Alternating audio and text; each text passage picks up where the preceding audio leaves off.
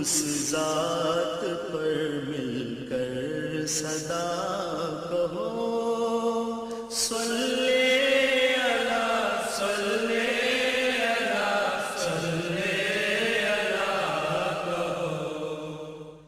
بسم اللہ الرحمن الرحیم۔ السلام علیکم ناظرین، محمد فیصل شیخ پروگرام معاشی مسئلے اور شرعی حل کے ساتھ حاضر ہے۔ ناظرین، اللہ کا بڑا کرم ہے کہ نبی پاک صلی اللہ علیہ وآلہ وسلم نے ہمیں اس سلسلے میں نہایت تفصیل سے ہدایت دی ہے۔ ان ہدایت میں سب سے اہم جو ہدایت ہے وہ ہے انسان کا معاشی پہلو۔ یہ ضروری ہے کہ عبادت کی قبولیت کے لیے کہ انسان کا معاشی پہلو شریعت کے دائرۂ کار میں ہو۔ ناظرین، بینک اسلامی نے اس سلسلے میں یہ پروگرام ترتیب دیا ہے۔ اس پروگرام کا مقصد یہ ہے کہ آپ کے روزمرہ کے معاشی مسئلوں کے بارے میں شرعی اوپینین حاصل کیا جائے۔ ناظرین، اس سلسلے میں ہم نے مفتی ارشاد احمد اعجاز صاحب کو تکلیف دی ہے۔ مفتی ارشاد احمد اعجاز صاحب بینک اسلامی کے شرعی ایڈوائزر ہیں۔ آپ بینک اسلامی کے شرعیہ بورڈ کے ممبر ہیں، پچھلے 2 پروگرام میں بھی ہمارے ساتھ تھے۔ مفتی صاحب السلام علیکم۔ وعلیکم السلام ورحمۃ اللہ۔ صاحب، اس سلسلے میں ہماری اس پروگرام کے ذریعے ہماری کوشش یہ ہے کہ عوام الناس کے ذہن میں جو مختلف قسم کے مسائل ہیں وہ دور کیے جائیں۔ اسی سلسلے میں ہم نے پچھلے پروگرام میں سود سے متعلق کچھ باتیں کی تھیں اور اس کو ہم آگے بڑھاتے ہیں، اور اس سلسلے میں ہمیں آپ سے سوال یہ کرنا چاہیں گے کہ آج کل، میرے خیال سے آج کل زیادہ اور ہو سکتا ہے پرانے زمانے میں بھی، سود سے متعلق مختلف قسم کے شبہات لوگوں کے ذہن میں پیدا کیے گئے۔ ان شبہات کا جائزہ لینا اس وجہ سے ضروری ہے کہ ہم جب بھی کسی کو بتاتے ہیں کہ سود جو ہے وہ حرام ہے تو اس وقت لوگ مختلف قسم کے ایسے شبہات کا اظہار کرتے ہیں جو عام طور پہ ایک جیسے ہوتے ہیں۔ تو اس سلسلے کا جو پہلا شبہ ہے وہ یہ ہے کہ یہ بات کلیریفائی کیجئے کہ کچھ لوگوں کا یہ خیال ہے کہ جو کمرشل انٹرسٹ ہے، جو کہ بینکنگ انٹرسٹ ہے، وہ جائز ہے۔ جو ربا، جو سود قرآن نے حرام کیا یا حدیث سے ہمیں پتہ چلا، وہ ہے جو کہ غریب آدمی اپنے روزمرہ کی ضروریات پر خرچ کرنے کے لیے لیتا ہے، جس کو ہم کنزمپشن لون یا یوزری بھی کہتے ہیں انگریزی میں۔ تو وہ یہ کہتے ہیں کہ بینکنگ انٹرسٹ اور یوزری 2 الگ الگ چیزیں ہیں۔ اللہ نے یوزری کو حرام کیا، ان بینکنگ انٹرسٹ کو حرام نہیں کیا۔ اس سلسلے میں شریعت کیا بھی ہوئی؟ بسم اللہ الرحمن الرحیم، نحمدہ و نصلی علی رسول الکریم۔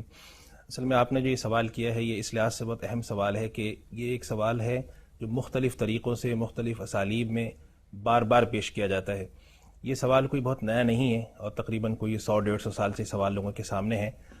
جب سے دنیا کے اندر ایک صنعتی انقلاب آیا اور دنیا کے اندر قرضوں کا لین دین ہوا اور عیسائیت کی دنیا نے قرضوں کے لین دین کو تجارتی مقاصد کے لیے حلال کیا، تو اس کے بعد سے دنیا میں سودی ادارے قائم ہوئے، اور جب سودی ادارے قائم ہوئے تو لوگوں کی نظر میں وہ چمک، وہ چکا چوند سامنے آئی جو کہ ان سودی اداروں کے قائم ہونے کی وجہ سے تھی۔ تو لوگوں کے ذہن میں سوال پیدا ہوا کہ اسلام نے جس سود کو منع کیا ہے اس کا تصور تو بڑا ایک بھیانک سا لگتا ہے۔ یہ جو سود ہے جس کی وجہ سے معاشی ترقی ہو رہی ہے اور خوشحالی آ رہی ہے، یہ تو ایک بڑا خوشنما سود ہے۔ تو لہٰذا اسلام نے جس سود کو حرام کیا ہے اس سود میں اور وہ سود جو آج کل رائج ہے اس میں کوئی فرق کیا جائے۔ اس زمانے میں ایک اصطلاح جو کہ استعمال ہوتی تھی بہرحال پرانی کتابوں میں معیشت کی، یوزوری اور یوزوفریکٹ اور انٹرسٹ کے درمیان فرق کیا گیا، اور فرق یہ کیا گیا کہ اسلام نے جس چیز کو حرام قرار دیا ہے وہ یوزوری، جسے ہم کہتے ہیں مہاجنی سود، وہ سود جو انسان اپنی کسی ضرورت کے لیے حاصل کرتا ہے اور جب وہ ضرورت پوری کر دیتا ہے تو اس سود کے شکنجے میں پھنس کر وہ تھوڑا تھوڑا دیتا رہتا ہے۔ بسا اوقات ایسا بھی ہوتا ہے کہ پوری زندگی اسی میں بیت جاتی ہے اس کی، وہ خود غلام ہوتا ہے، اس کی نسلیں غلام ہو جاتی ہیں۔ تو ان حضرات کا خیال یہ تھا کہ اسلام نے جب سود کو حرام قرار دیا تو اس سود کی اس بھیانک شکل کی وجہ سے حرام قرار دیا ہے، جبکہ تجارتی سود میں ہوتا یہ ہے کہ ایک شخص قرض دے رہا ہوتا ہے، وہ سود لے رہا ہوتا ہے، اور سود دینے والا جو شخص ہوتا ہے وہ اپنے کاروبار میں اس پیسے کو لگا کر اس سے نفع بھی حاصل کرتا ہے۔ تو گویا کہ کمرشل انٹرسٹ جو ہے در حقیقت ایک پیداواری شکل ہے، اس کے مقابلے میں جو عام جو قرض لیے جاتے ہیں اپنی ذاتی ضروریات کے لیے وہ غیر پیداواری ہوتے ہیں۔ مگر یہ سوال اور یہ جو اعتراض اٹھایا گیا، یہ اعتراض نہایت ہی جسے ہم کہتے ہیں کمزور اور بودا اعتراض ہے۔ اس کے اوپر پچھلے 50 سال میں پاکستان میں بڑی کتابیں لکھی گئیں اور دنیا میں بڑے مقالات سامنے آئے اور اس کے مخالفت میں بھی کتابیں لکھی گئیں، اور جب سے پاکستان میں سپریم کورٹ کا فیصلہ آیا ہے اور وہ چیزیں شائع ہوئی ہیں، اب تو یہ بات بالکل واضح ہو کے سامنے آ گئی ہے کہ یہ محض ایک مغالطہ ہے۔ جو لوگ یہ سمجھتے ہیں کہ اسلام میں صرف اور صرف وہ سود حرام ہے کہ جو ذاتی ضروریات کے لیے لیا جاتا ہے، یعنی جسے ہم کہتے ہیں مہاجنی سود ہے، کنزمپشن لون ہے، وہ اسلام میں حرام ہے، کمرشل لون حرام نہیں، وہ حضرات بالکل غلط ہیں۔ تو یعنی کہ آپ یہ کہہ رہے ہیں کہ جو مہاجنی سود جس کا آپ نے ذکر کیا، جس کو ہم یوزی کہتے ہیں، اور کمرشل انٹرسٹ جس کو ہم ویسے کمرشل یا تجارتی سود کہتے ہیں، یہ دونوں ہی ایک جیسے طور پہ حرام کیے گئے ہیں. بالکل دونوں ایک اس سلسلے میں کوئی ایسی روایات ملتی ہیں جس سے ہمیں پتہ چل سکے کہ واقعی ایسا، مطلب اس میں کیا دلائل دیے جاتے ہیں آپ لوگوں کی جانب سے؟ ہماری جانب سے اصل میں بات یہ کی جاتی ہے کہ سب سے پہلے اس چیز، کسی بھی چیز کے حلال اور حرام ہونے سے پہلے اس کا تاریخی جائزہ لیا جاتا ہے کہ اسلام نے جب ایک چیز کو حرام قرار دیا ہے تو کیا وہ چیز جب اس وقت اسلام نے حرام قرار دیا تھا اس وقت کسی اور شکل میں تھی، آج کسی اور شکل میں ہے. تو لوگوں نے جو سب سے بڑا مغالطہ لوگوں کو دیا تھا وہ یہی دیا تھا کہ اسلام نے جس وقت سود کو حرام قرار دیا اس وقت صرف مہاجنی سود تھا، یوزوری ہوا کرتا تھا، کمرشل انٹرسٹ کا کوئی لینا دینا نہیں تھا. مگر تاریخ سے اگر آپ تاریخ پہ نظر ڈالیں تو آپ کو یہ بات نہایت ہی کمزور اور بودی معلوم ہوگی، اس لیے کہ تاریخ کے اندر یہ بات بڑے واضح طور پہ ملتی ہے کہ رسول اللہ صلی اللہ علیہ وسلم کی بعثت سے پہلے اور آپ کی جب تک آپ نے سود کو حرام قرار نہیں دیا تھا اس وقت تک، اور آپ کے سود کے حرام قرار دینے کے بعد بھی جو غیر مسلمین تھے ان میں اس قسم کا لین دین جاری تھا. خود اسی طریقے سے جو عیسائیوں کی مختلف سلطنتیں تھیں، بازنطینی سلطنت اور دیگر، ان سب میں سود کے لین دین کے اوپر تجارتی طور پہ کام جاری تھا. تو یہ کہنا کہ تجارتی سود دنیا میں پچھلے 200-400 سال پہلے وجود میں آیا، اس سے پہلے دنیا میں صرف مہاجنی سود ہوتا تھا، یہ بات بالکل غلط ہے.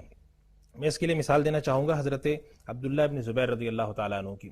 عبداللہ ابن زبیر رضی اللہ تعالیٰ عنہ مکہ کے بہت ہی معزز لوگوں میں سے تھے، تو لوگ ان کے پاس اپنی امانتیں رکھوانے آتے تھے. تو حضرت عبداللہ ابن زبیر رضی اللہ تعالیٰ عنہ ان لوگوں سے کہتے تھے کہ بھائی تم مجھے امانتوں کے بجائے یہ رقوم قرض کی شکل میں دو، چونکہ قرض کی شکل میں چیز انسان کے اوپر لازم ہو جاتی ہے، اگر وہ چاہے استعمال کرے جو بھی کرے، لیکن وہ جس شخص نے قرض رکھوایا اس کو وہ رقم پوری کی پوری واپس کرنی ہوتی ہے. تو حضرت عبداللہ ابن زبیر رضی اللہ تعالیٰ عنہ ان تمام رقوم کو قرض کے طور پہ لے کر ان سے اپنا تجارت کا کام کیا کرتے تھے. اور جب ان کی وفات ہوئی ہے، وصال ہوا ان کا، تو جب ان کا ترکہ تقسیم ہوا ہے تو ایک بہت بڑی رقم اسی سلسلے میں لوگوں کی امانتوں کی نکلی، جو کہ لوگ قرض تھے، اور ان کے صاحبزادوں نے وہ ساری رقومات لوٹائیں. تو اس سے یہ بات صاف واضح ہو کے سامنے آتی ہے کہ اس زمانے میں قرض کو تجارتی مقاصد کے لیے لینے دینے کا رواج تھا. ایک اور مثال ہمارے سامنے آتی ہے کہ مکہ مکرمہ، ظاہر ہے سب جانتے ہیں کہ ایک ایسی جگہ ہے کہ جہاں پر پہاڑ ہیں اور سنگلاخ چٹانیں ہیں، وہاں پر پیداوار تو ہوتی نہیں ہے. تو مکہ مکرمہ کے جو جتنے باسی تھے ان کا بنیادی کام تجارت تھی. سب جانتے ہیں رسول اللہ صلی اللہ علیہ وسلم خود بھی تجارتی قافلوں میں تشریف لے گئے. تو مکہ مکرمہ کے لوگ جب تجارت کے لیے مختلف سفر کیا کرتے تھے، خاص طور پہ شام کا سفر کیا کرتے تھے، تو تجارت کے مال خریدنے کے لیے ان کو سرمایہ کاری کی ضرورت ہوتی تھی. اور یہ بات تاریخ سے ملتی ہے کہ مکہ مکرمہ کے لوگ تجارتی سفر کرنے سے پہلے مختلف لوگوں سے قرض کے طور پر پیسے لے کر ان کو سود دیا کرتے تھے، اور اس پیسے سے وہ تجارت کیا کرتے تھے. تو جو بات عرض کرنا ہی چاہ رہا ہوں میں، اور اس کے علاوہ تاریخ میں بہت سی مثالیں آپ کو ملیں گی. لوگوں سے وہ قرض حاصل کیا کرتے تھے؟ وہ طائف کے کچھ قبیلے کے لوگ تھے جن سے وہ قرض حاصل کیا کرتے تھے. خلاصہ جو گفتگو کا وہ یہ ہے کہ ہمارے سامنے ایک نہیں اس طرح کی 20 مثالیں ہیں، اور اس پر کتنی کتابیں آ چکی ہیں، مضامین شائع ہو چکے ہیں، جس سے بات بالکل اچھی طریقے سے منقع اور واضح ہو کے آتی ہے سامنے کہ تجارتی سود کوئی نئی چیز نہیں ہے. یہ رسول اللہ صلی اللہ علیہ وسلم کے زمانے میں بھی تھا، رسول اللہ صلی اللہ علیہ وسلم کے بعد بھی جاری تھا. صرف فرق اتنا ہے کہ آج کل ایک ادارے کی شکل میں آ گئی یہ چیزیں، ایک ادارے بن گئے ہیں، لوگوں سے پیسے لیتے ہیں، قرض پہ لیتے ہیں، آگے قرض پہ دیتے ہیں. فرق صرف اتنا ہے. اس زمانے میں فرق یہ تھا کہ انفرادی طور پہ لوگ تھے، تاجر تھے بڑے، جو یہ کام کیا کرتے تھے. تیسری بات جو میں بہت اہم یہاں پہ عرض کرنا چاہوں گا وہ یہ ہے کہ قرآن کریم میں کی جب سورۃ البقرہ کی ان آیات کو دیکھیں تو اللہ تعالیٰ نے فرمایا احل اللہ البیع وحرم الربا، اللہ نے تجارت کو حلال کیا ہے اور سود کو حرام کیا ہے. تو اسلام نے تجارت کے مقابلے میں سود کا ذکر کیا، تو اس سے معلوم ہوا کہ تجارت اور سود کا ایک خاص قسم کا تعلق اس معاشرے میں بھی تھا. تو اللہ تعالیٰ نے اس بات کو فرمایا کہ اللہ تجارت کو تو حلال کرتا ہے، سود کو حرام کرتا ہے. یہ نہیں فرمایا کہ ایسا سود حرام کرتا ہے کہ جو کہ ذاتی ضروریات کے لیے ہو، ایسا سود کو حلال کرتا ہے کہ جو تجارتی ضروریات کے لیے ہو. اور آخری بات میں یہ بتانا چاہوں گا کہ قرآن کریم کا اسلوب یہ ہے کہ جب اللہ تعالیٰ کسی چیز کو نہایت شد و مت سے حرام قرار دیتے ہیں، رسول اللہ صلی اللہ علیہ وسلم اس کی مذمت فرماتے ہیں، تو پھر وہ چیز بالکل ہی حرام ہوتی ہے. یہ نہیں ہوتا کہ اس کی کچھ شکلیں حلال ہوں، کچھ شکلیں حرام ہوں. اور وہ بھی اتنا اہم مسئلہ، سود جیسا مسئلہ جس کے اوپر اللہ تعالیٰ اعلان جنگ فرماتے ہیں، رسول اللہ صلی اللہ علیہ وسلم اللہ کی لعنت کا اعلان فرماتے ہیں. اب وہ مسئلہ اتنا غیر واضح کر کے امت کے سامنے رکھ دیا جائے کہ ٹھیک ہے اگر آپ تجارتی قرض دنیا میں کسی زمانے میں رائج ہو جائیں تو وہ حلال ہوں گے، یہ بات بالکل نامعقول اور مزاج شریعت کے خلاف، اور یہ گمراہی کی بالکل ایک واضح دلیل ہے کہ جو حضرات یہ بات کرتے ہیں وہ بالکل شریعت سے ناواقف ہیں. مفتی صاحب، گفتگو کا سلسلہ جاری ہے. ناظرین کرام، مفتی صاحب سے ہماری گفتگو کا سلسلہ جاری ہے. ہم حاضر ہوتے ہیں چند لمحوں میں. اس دوران اگر اپنا سوال آپ کوئی ریکارڈ کرانا چاہیں تو 111247 پر ریکارڈ کرا سکتے ہیں.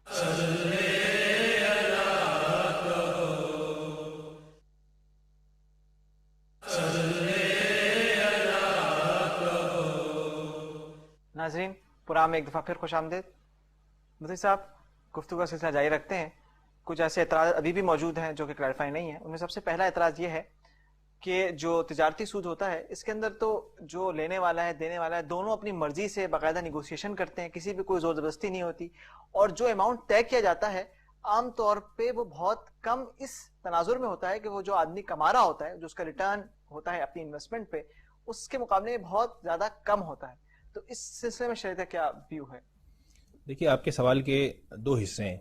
پہلا حصہ تو یہ ہے کہ باہمی رضامندی سے کام ہونا, اور دوسرا حصہ ہے کہ کسی سود کا جو ریٹ ہے وہ بہت ہی نومینل ہونا. تو خیال ہے کہ یہ دونوں چیزیں ماہی سود میں نہیں پائی جاتی, کیونکہ وہاں پہ جو آدمی قرض لے رہا ہوتا ہے ایک تو وہ مجبور ہوتا ہے, دوسرا یہ کہ وہ اس کا جو ریٹ ہوتا ہے وہ بہت زیادہ ایگزاربیٹنٹ یعنی کہ بہت زیادہ ہوتا ہے, 40-50 بعض 100% تک ہوتا ہے. دونوں باتوں کے میں الگ الگ جوابات دیتا ہوں. پہلی بات تو یہ ہے کہ باہمی رضامندی جو ہے اس کے بارے میں ایک بہت ہی مسلمہ اصول ہے. وہ یہ ہے کہ باہمی رضامندی صرف ان معاملات میں چلتی ہے جن معاملات کو قرآن اور حدیث میں رسول اللہ صلی اللہ علیہ وسلم نے اللہ تعالیٰ نے جائز قرار دیا ہو. اب وہ آپ کے پر منحصر ہے. مثال کے طور پہ جیسے خرید فروخت کا معاملہ ہے, اللہ تعالیٰ نے خرید فروخت کو بنیادی طور پہ جائز قرار دیا. ایک شخص کی دکان ہے, وہ وہاں پہ چیزیں بیچتا ہے, ایک شخص اس سے خریدنے آتا ہے. اب اگر یہ دونوں باہمی طور پہ رضامند ہو جائیں, ایک بیچنے والا بیچنے پر اور خریدنے والا خریدنے پر ایک قیمت طے کر لیں, تو اسلام کہتا ہے کہ ٹھیک ہے, یہ معاملہ ان کا درست ہے, یہ ٹرانزیکشن جائز ہے. تو باہمی رضامندی صرف ان معاملات میں مؤثر ہے یا ان معاملات میں اس کا اعتبار کیا شریعت نے جو اصالتاً جائز ہوں, اصلاً جائز ہوں. اگر کوئی معاملہ ناجائز ہے تو شریعت اس میں باہمی رضامندی کو کسی قسم کا کوئی اسٹیٹس نہیں دیتی, اور شریعت کے نقطہ نظر سے باہمی رضامندی اس میں کوئی فرق نہیں لاتی. اس کی مثال اگر میں دنیاوی نقطہ نظر سے دوں تو یہ دے سکتا ہوں کہ مثال کے طور پہ چوری ہے. اب چوری کا کام اگر فرض کریں کہ کوئی آدمی اپنے یہاں باہمی رضامندی سے چوری کرواتا ہے کہ مجھے انشورنس کا کلیم مل جائے گا, فرض کیجئے, تو یہ قانونی نقطہ نظر سے اگر چوری کرنے والا جو شخص جا رہا ہے اور جس کے گھر چوری کی جا رہی, دونوں مجرم قرار پائیں گے, حالانکہ انہوں نے باہمی رضامندی سے کروایا کام. اور اس کے علاوہ 1000 مثالیں شریعت کے اندر اللہ تعالیٰ نے بدکاری کو حرام قرار دیا ہے. اب اگر دنیا میں اگر ایسی کوئی مثال سامنے آتی جس میں دونوں کرنے والے اس فعل کو جو ہے, اس قبیح فعل کو باہمی رضامندی سے کر رہے ہیں, تو یہ فعل اس وجہ سے کبھی بھی جائز نہیں ہوگا. اور یہ بات میں نے پہلے بھی عرض کیا آپ سے کہ عام طور پہ جو اس حوالے سے سوالات آتے ہیں, سوال کرنے والے لوگ غالباً یہ اس بات پہ غور ہی نہیں کرتے کہ وہ سوال کیا پوچھ رہے ہیں. یہ سوال اتنا سطحی اور اتنا کمزور ہے کہ یہ خود اس کا جواب سامنے آ جاتا ہے. آپ کے سوال کا دوسرا حصہ یہ تھا کہ اس کے اندر جو ریٹ ہوتا ہے وہ بہت ہائی ہوتا ہے.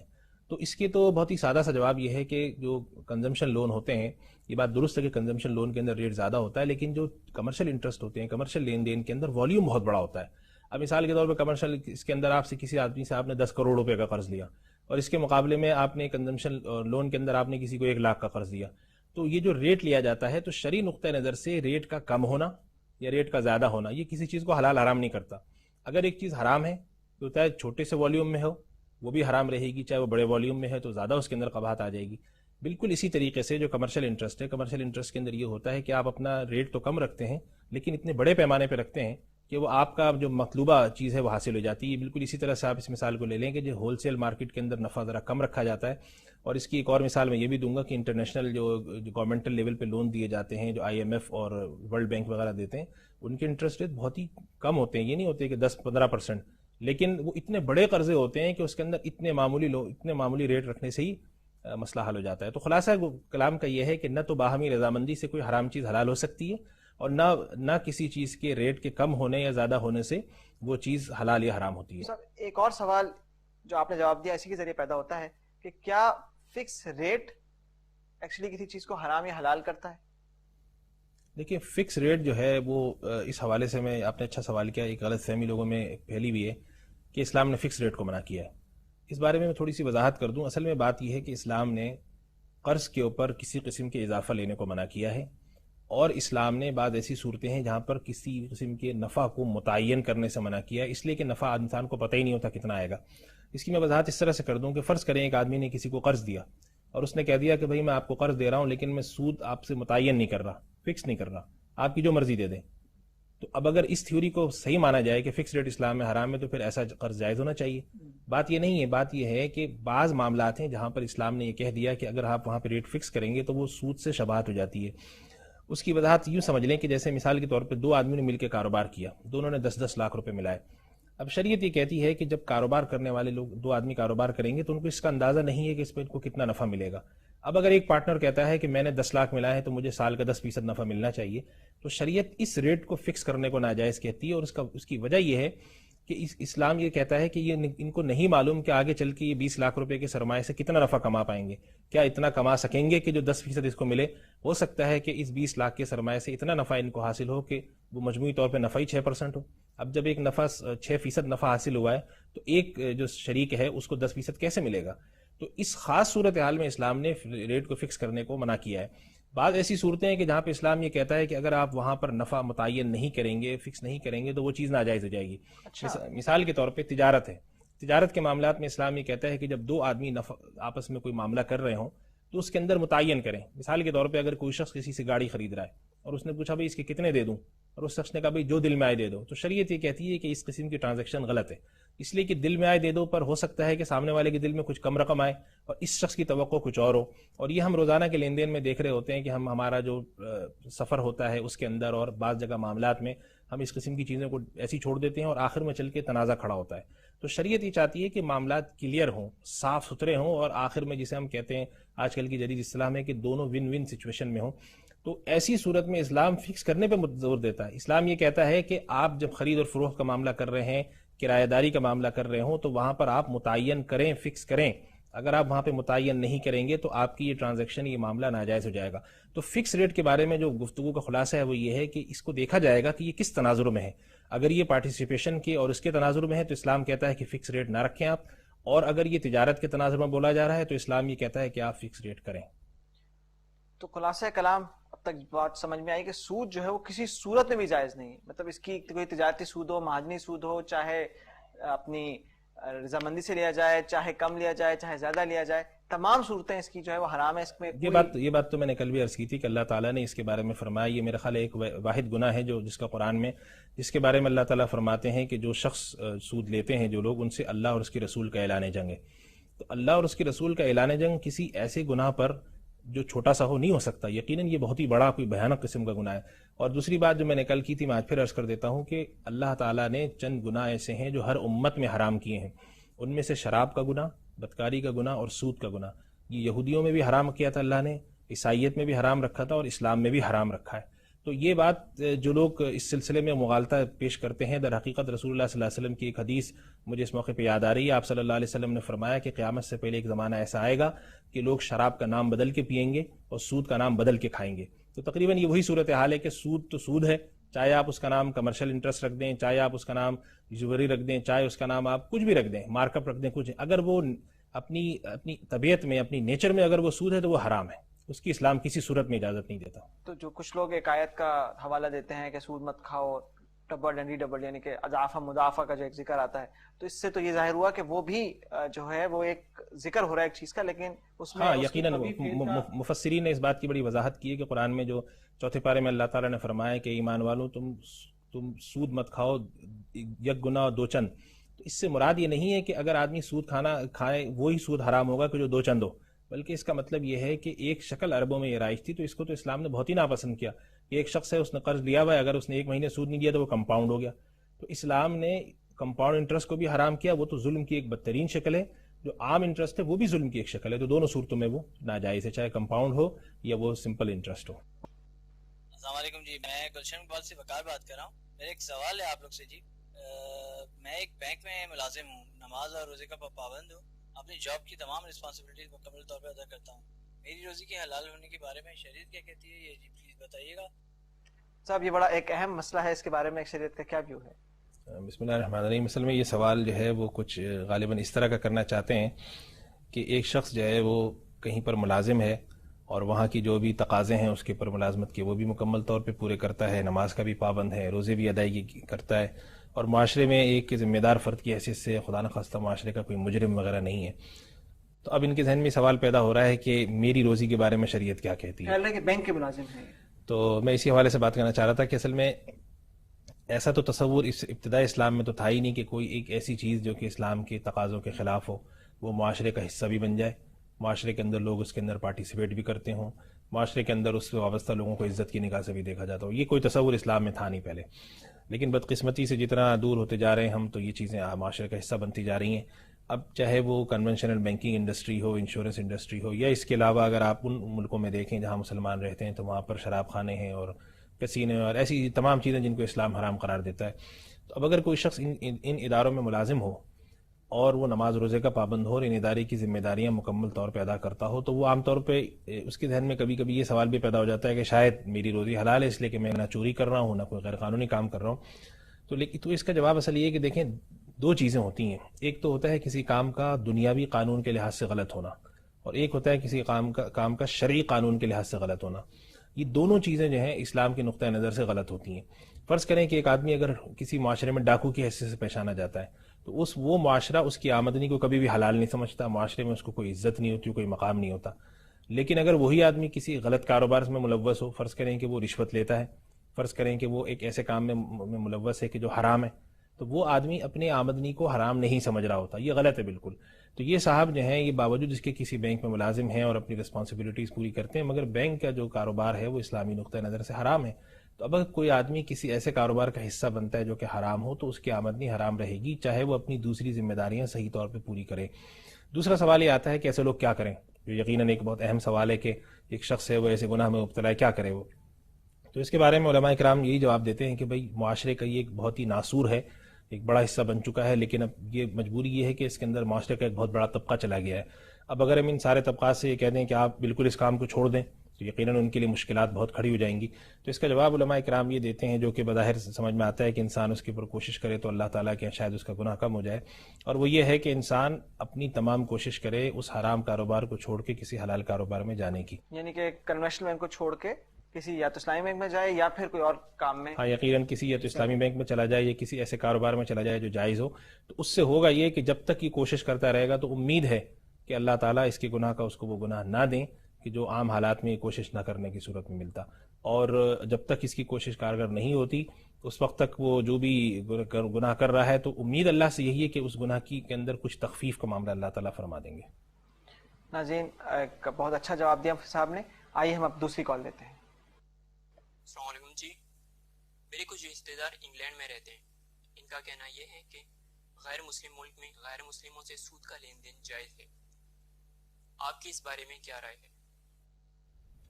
سب یہ واقعی ایک ایسا سوال ہے جو کہ جس زمانے میں پرابلی آزادی سے پہلے، پاکستان کی آزادی سے پہلے بھی یہ سوال اٹھتا تھا کہ دارالکفر اور دارالاسلام وغیرہ کیسے مسائل کھڑے ہوتے تھے. تو اس کے بارے میں آج کل کا کیا ویو؟ اصل میں یہ جو سوال ہے اس سلسلے میں لوگوں کے ذہن میں بڑا خلفشار ہے. لوگ یہ سمجھتے ہیں کہ اسلام نے غیر مسلم ملک میں غیر مسلموں سے سود کے لین دین پہ پابندی نہیں لگائی ہے، اور یہ تصور پچھلے دنوں بڑا مشہور رہا. لیکن اصل میں اس سلسلے میں تھوڑی سی وضاحت میں یہ کرنا چاہوں گا کہ اگر تھوڑا سا اور تاریخ میں ہم پیچھے جاتے ہیں تو اس زمانے میں ایک تصور تھا دارالاسلام اور دارالحرب کا. دارالاسلام کا تصور یہ ہوتا تھا کہ وہ علاقے جہاں مسلمان آباد ہیں، مسلمانوں کا نظام قائم، اور دارالحرب وہ علاقے ہوتے تھے جہاں مسلمانوں کے ساتھ اور وہ ان علاقے کے لوگوں کی گویا کہ ایک جنگی کیفیت ہوتی تھی. تو فقہاء کرام نے یہ مسئلہ لکھا کہ اگر کوئی شخص ان جنگی علاقوں میں رہنے والا ہے تو گویا کہ شریعت کے بعض ایسے احکامات جن کا تعلق نظام اور ایڈمنسٹریشن سے ہے وہ وہاں پہ موقوف ہو جائیں گے. تو بعض فقہاء نے یہ رائے دی تھی کہ ایسی جگہوں پر اگر کوئی شخص جاتا ہے اور چھوٹا موٹا لین دین کرتا ہے تو وہ بعض صورتوں میں جائز ہو سکتا ہے. لیکن اس کا جو تصور آج لوگوں نے کیا کہ ہم بیٹھے ہوئے وہاں پر ہمیں آزادی ہے کہ ہم اپنے اسلامی ملک میں آ کے رہ سکتے ہیں، ہمیں وہاں پہ بھی آزادی ہے کہ ہم اپنے اقدار کی پابندی کر سکتے ہیں، اس کے باوجود اگر کوئی شخص سود کا لین دین کرتا ہے تو یہ قطعاً غلط ہے. تمام فقہاء اس بات پہ متفق ہیں. اور بلکہ اس سلسلے میں اس حوالہ بھی یہ بھی دینا چاہوں گا کہ جو مجموع الفقہ الاسلامی جو کہ OIC اسلامک فقہ اکیڈمی کے نام سے کام کرتی ہے، OIC کے تحت ایک آرگنائزیشن ہے، اس میں اس بارے میں گفتگو ہو چکی ہے اور انہوں نے متفقہ فتویٰ دیا ہے کہ غیر مسلم ملک میں رہتے ہوئے غیر مسلموں سے سود کا لین دین ایسے ہی حرام ہے جیسے مسلمان ملک میں رہتے ہوئے مسلمانوں سے سود کا لین دین حرام ہے. تو اس حوالے سے کسی قسم کی بھی غلط فہمی اس کو بالکل ختم ہو جانا چاہیے. یعنی کہ اب ایسی کوئی صورتحال موجود نہیں ہے جہاں پر ہم دارالحرب دارالاسلام والی جو ایک ٹیکنالوجی تھی اس کو استعمال کریں. ہاں یقیناً، مطلب وہ ایک الگ چیز ہے، وہ ایک سیاسی نظام کا حصہ ہے کہ دارالحرب اور دارالاسلام، لیکن اس سے جو احکامات فقہاء نے مرتب کیے تھے وہ اب ان کی حیثیت بالکل مختلف ہو چکی ہے. جہاں پر بھی مسلمان رہتے ہیں، چاہے وہ کوئی غیر مسلم ملک ہو یا کوئی مسلمان ملک ہو، وہاں ان کو اپنے مذہبی اقدار پہ عمل کرنے کی آزادی ہے. لہٰذا اب اگر کوئی شخص کسی غیر مسلم ملک میں رہتا ہے اور وہ سود سے بچنا چاہتا ہے تو اس پہ کوئی ممانعت نہیں ہوتی، تو اس کو سود سے بچنا اس کے اوپر ایسے ہی فرض ہے جیسے مسلمان ملک میں رہتے ہوئے اس پہ فرض ہوتا. مفتی صاحب آپ کا بہت بہت شکریہ. ہمارے پروگرام کا وقت ختم ہو چکا ہے، لیکن بہت سارے ایسے سوالات ابھی باقی ہیں جن کا جواب جواب دیا جانا ہے. چنانچہ ہم انشاءاللہ اگلے پروگرام میں اس کا جاری رکھیں گے. ناظرین کرام، جیسے میں نے عرض کیا، ہمارے سود سے متعلق اعتراضات اور جوابات کا سلسلہ اگلے پروگرام میں جاری رہے گا. آپ کے ذہن میں اگر کوئی سوال ہو تو برائے مہربانی 111-247-111 پہ کال کیجیے. امید ہے آج کے پروگرام کے ذریعے آپ کو مفید معلومات حاصل ہوئی ہوں گی. بینک اسلامی کا ہے عزم آپ کی خدمت درست انداز میں.